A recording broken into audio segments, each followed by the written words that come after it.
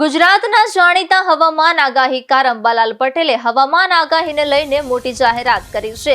તેમણે જણાવ્યું છે કે હવે તેઓ હવામાન અંગે કોઈ આગાહી નહીં કરે। વર્ષોથી પોતાની પરંપરાગત પદ્ધતિની જ્યોતિષ આધારિત આગાહીઓ માટે જાણીતા અંબાલાલ પટેલના આ નિવેદનથી તેમના અનુયાયીઓમાં પણ ચર્ચા જાગી છે।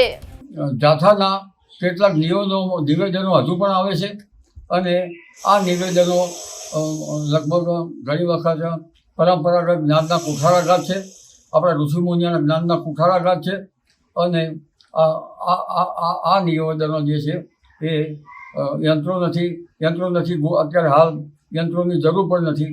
આમ છતાં આ આગાહી અમે લોકકલ્યાણ અર્થે આપતા હતા અને હવે અમારી ઉંમર થઈ, આવા વિવાદમાં અમે પડવા માગતા નથી। હવે અમે આગાહી આપવા માગતા નથી।